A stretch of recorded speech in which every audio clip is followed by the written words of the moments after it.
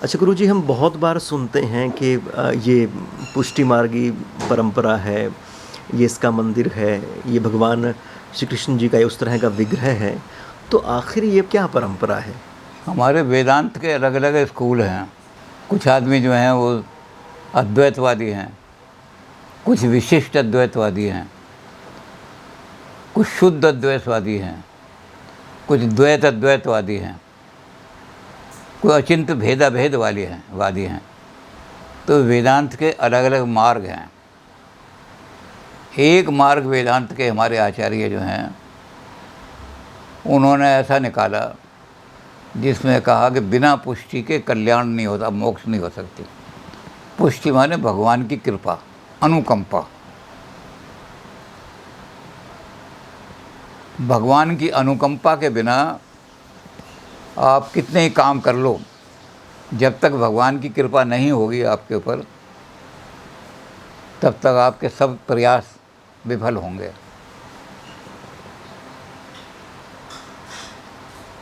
तो ये जो संप्रदाय है वेदांत का कि ब्रह्म की प्राप्ति करने के लिए, भगवान की प्राप्ति करने के लिए भगवान की भक्ति करो, भगवान के आगे बिल्कुल समर्पण कर दो और भगवान की अनुकंपा प्राप्त करो, पुष्टि। इतना प्रसन्न करो। पुष्टि मार्गियों ने 3 चीज़ें दी हैं: राग, भोग और श्रृंगार। इन 3 चीज़ों से भगवान की सेवा करो, पुष्टि मार्गी कहते हैं। राग का मतलब अच्छे राग गाओ, ऐसे राग जो लोगों को खींच सकें। कृष्ण का मतलब होता है खींचने वाला। जो आदमी आकर्षण कर सके वही कृष्ण है, और जो आकर्षण अपनी तरफ खींच नहीं सकता वो कृष्ण नहीं है। तो आकर्षण करने के लिए पहला रास्ता इन्होंने बताया पुष्टि मार्गियों ने। इन्होंने कहा राग, अच्छे अच्छे राग। अब ये चीज़ जो थी, विवेकानंद बड़े अच्छा गाना गाते थे, बहुत बढ़िया। जब वो रामकृष्ण परमहंस के मंदिर में गए तो वहाँ उन्होंने भजन गाया, तो वो बड़े मुग्ध हो गए और उन्होंने कहा तुम डेली यहाँ आकर के भजन गाया करो। जिस दिन तुम नहीं आओगे वो देवता सूना सूना महसूस करेंगे, क्योंकि बहुत अच्छा गाते थे। तो एक दिन उन्होंने कहा जी मैं जहाँ रहता हूँ एक मेरा दोस्त है, वो भी बड़े अच्छे भजन गाता है, उसको ले आऊँ? तो रामकृष्ण कहने लगे ले आओ, भगवान के भजन गाने वाला तो कोई भी आ जाए। तो विवेकानंद जी उसको अपने साथी को ले गए। उसने भजन गाना शुरू किया तो लोग उठ करके चलने लगे। तो रामकृष्ण ने वो रुकवा दिया। उन्होंने कहा देखो, जो विभाजन करता है भगवान के और भक्त के बीच में विभाजन करता है वो भजन नहीं है। जो भगवान की ओर खींच करके लाता है वो भजन होता है। तो इस आदमी को मेरे से कहो अभ्यास करे।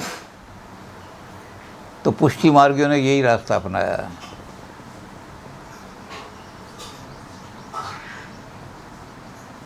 अच्छे से अच्छे भजन। इस पुष्टि मार्ग बड़ा लंबा संप्रदाय है, बहुत बड़ा। अष्टछापी हैं, 8 आदमी हैं। उसमें सबसे श्रेष्ठ जो हैं सूरदास दास जी हैं, फिर कुंभन दास जी हैं, फिर दूसरे और भी हैं। तो 8 लोग हैं ऐसे जो इस रास्ते को चलते हैं। अच्छे राग आज भी इतने 1000 साल हो गए हैं,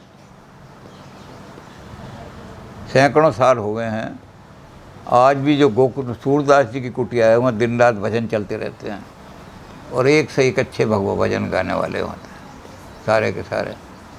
तो पहली चीज़ है पुष्टि मार्ग की कि अच्छे रागों से भगवान को प्रसन्न करके पुष्टि प्राप्त करो,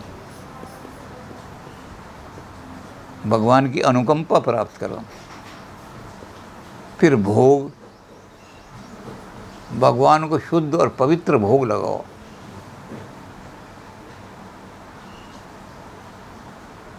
आप बिल्कुल कोई ऐसी चीज़ जिसमें ज़रा सी भी अशुद्धि हो वो भगवान को मत अर्पित करो। शुद्ध भोग लगाओ और अच्छे से अच्छा भोग लगाओ। तो पहला हो गया राग, फिर हो गया भोग, और तीसरा हो गया श्रृंगार। आप मथुरा में वृंदावन जाएंगे, भारतीय मूर्तियों का इतना अच्छा श्रृंगार होता है, क्योंकि पुष्टि मार्गियों का बड़ा वहाँ प्रभाव है। वृंदावन के मंदिरों में तो ख़ास तौर से श्रृंगार की बात देखी जाती है कि एक से एक बढ़िया श्रृंगार भगवान का किया जाता है, ये आकर्षण करने के लिए, क्योंकि कृष्ण का अर्थ ही आकर्षण है। तो आप भगवान का श्रृंगार ऐसा करो कि दूर से लोग खिंचते हुए उसकी तरफ आएँ।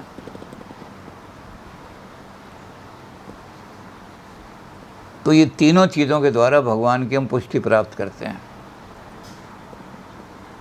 हम भगवान के आगे बिल्कुल अपने आप को समर्पित कर देते हैं। जो राग हैं, जो भोग हैं, सब कुछ तेरे लिए, सारा कुछ तेरे लिए। तो भगवान की अनुकंपा प्राप्त हो जाती है, और भगवान की अनुकंपा प्राप्त होती है। सारा भागवत ग्रंथ ही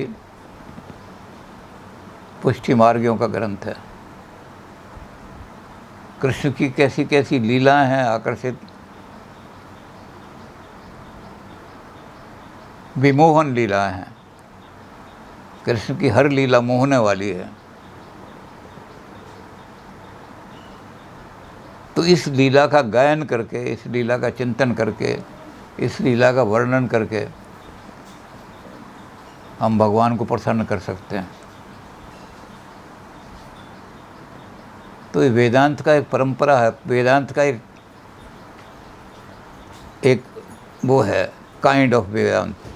वेदांत की जितनी प्रकार है उनमें से एक ये तेरी है सारा का सारा। लेकिन इसमें सबसे बड़ी चीज़ है भगवान की अनुकंपा प्राप्त करना। और भी बहुत सारी चीज़ें हैं। जब आदमी का अहंकार ज़रा सा भी शेष रहेगा तो भगवान की कृपा प्राप्त नहीं होगी। कबीर ने जो बात कही है, भक्ति में एक ही चीज़ समर्पण करनी पड़ती है। जब मैं थी तब हरि नहीं, अब हरि है मैं ना, प्रेम गली अति सांकरी, या मैं दो ना समाए। तो ये अष्टछापी प्रेम को ही मानते हैं। प्रेम ही भगवान को प्रसन्न करने का एक तरीका है। भगवान के आगे बिल्कुल समर्पण करके प्रेम में स्वार्थ नहीं होता और मैं नहीं होती। प्रेम में मैं नहीं होता। अगर मैं आ जाएगी तो फिर प्रेम नहीं करते आप, किसी के ऊपर अधिकार करने की कोशिश कर रहे हो। तो पुष्टि मार्गियों का जो मार्ग है बहुत विस्तार से है, बहुत लंबा है। सारी भागवत जो है इसी से भरी हुई है, पुष्टि मार्गियों के। और इसमें अष्टछापी यानी 8 कवि इन्होंने दिए हैं दुनिया को। इसमें सबसे बड़ा स्थान तो हमारा सूरदास जी का है, उसके बाद कुम्भन दास जी का है, और भी लोग हैं। तो ये लोग जो हैं इस राग के द्वारा ही, सूरदास जी की जो पद है वो 36 रागों में उनका वो किया गया है, बंदिश की गई है।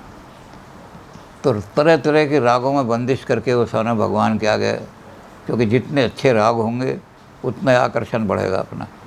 लेकिन राग ऐसे होने चाहिए जो आकर्षित करें। जैसे उन्होंने रामकृष्ण परमहंस ने उसको भगा दिया था कि जो भक्त में और भगवान में विभाजन कर सकता है, भजन नहीं हो सकता। वो भक्त नहीं हो सकता। भक्त वो है जो भगवान की ओर खींच करके लाया। तो ये अच्छे राग गाने वाले ये लोग, राग के द्वारा ही भगवान को प्राप्त किया जा सकता है। ये पुष्टि मार्गियों का संप्रदाय है। बहुत विस्तार से तो फिर हम भागवत की सारी कथा कर सकते हैं, बड़ी लंबी चौड़ी कथा है। लेकिन थोड़ा सा संक्षिप्त में यही वर्णन है पुष्टि मार्गियों का। और पुष्टि मार्गियों में 8 कवि जो हैं बहुत प्रसिद्ध हुए हैं, इनको अष्टछापी कहते हैं। अष्टछाप, 8 छाप हैं लगी हुई।